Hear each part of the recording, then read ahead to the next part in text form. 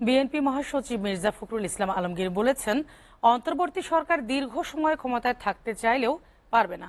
পরবর্তী নির্বাচিত সরকারের কাছে ক্ষমতা হস্তান্তরে বিলম্ব করলে দেশের জন্য তা হবে ভয়াবহ। দুপুরে রাজধানীর গুলশানে সাংবাদিকদের সঙ্গে মতবিনিময়কালে এসব কথা বলেন তিনি।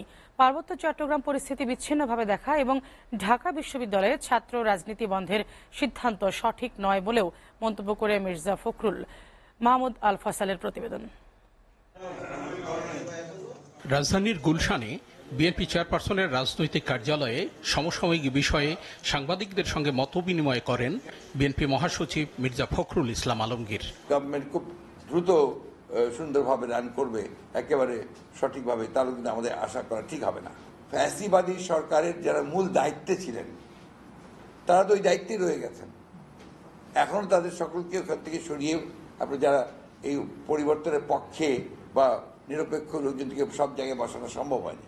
পার্বত্য চট্টগ্রামের পরিস্থিতিতে উদ্বেগ জানিয়ে তিনি বলেন, এটি বিচ্ছিন্নভাবে দেখা ঠিক নয়। এর সঙ্গে অনেক কিছু জড়িত আছে।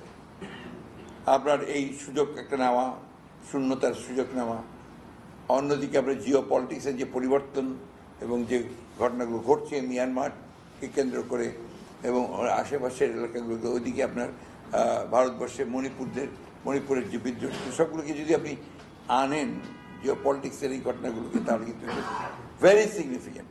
তো সব মিলিয়ে বিষয়গুলো আপনার খুব কমফোর্টেবল না, একটু আপনার বেশ আনকমফোর্টেবল, এবং সেই বলা যায় যে উদ্বিগ্ন হওয়ার যথেষ্ট কারণ আছে। ঢাকা বিশ্ববিদ্যালয়ে ছাত্র রাজনীতি নিষিদ্ধ করার সমালোচনা করে বিএনপি মহাসচিব বলেন, এটা অন্ধকারের রাজনীতিকে উৎসাহিত করবে।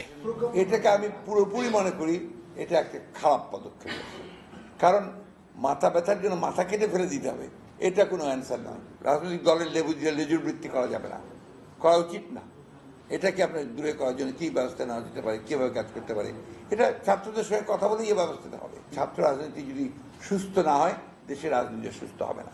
আর ছাত্র রাজনীতির যদি নেতৃত্ব তৈরি না হয়, তাহলে জাতীয় নেতৃত্ব তৈরি হবে না। নানা বিষয়ে সরকারের অভিজ্ঞতার অভাব রয়েছে বলে মন্তব্য করে তিনি বলেন, সংস্কারের জন্য সবার আগে রাজনৈতিক দলগুলোর সঙ্গে কথা বলা প্রয়োজন। সংবিধান পরিবর্তন করতে গেলে আপনাকে আগে মানুষের কাছে জানতে হবে যে তারা কিভাবে সংবিধান পরিবর্তনটা চায়। সংবিধান আমূল পরিবর্তন যেটা, মানে নতুন সংবিধান, এটাতে আপনাকে তাহলে গণপরিষদ করতে হবে। আগে ওরা সংস্কার তৈরি করবে, হ্যাঁ, প্রস্তাব নিয়ে, তারপর তারা পলিটিক্যাল পার্টিগুলোর সঙ্গে কথা বলবে, তারপরে আবার করবে। That will take a long time. যাদেরকে দায়িত্ব দেওয়া হয়েছে এরা নিঃসন্দেহে অত্যন্ত আপনার উঁচু দরের বিশেষজ্ঞ একজন। আমি ওদেরকে মনে করি যে তারা খুবই ভালো করবেন, কিন্তু সাথে মানুষের চাওয়াটাকে নিতে হবে। দীর্ঘ সময় ধরে ক্ষমতায় থাকতে চাইলেও অন্তর্বর্তী সরকার তা পারবে না বলে মন্তব্য করেন মির্জা ফখরুল। চাইবে, ভুল সিদ্ধান্ত নেবে এবং এটা কখনোই আপনার কাজে দেবে না, এবং যেমন অতীতেরটাও দেয়নি, এবারও দিবে না। And that will be dangerous for the country, for the nation. The sooner the better. যদি মাথায় কেউ বুদ্ধিমান হয়, এই ধরনের গভর্নমেন্টকে দ্রুত নির্বাচিত সরকার হাতে ক্ষমতা তুলে দেওয়া হচ্ছে সবচেয়ে বুদ্ধিমানের কাজ।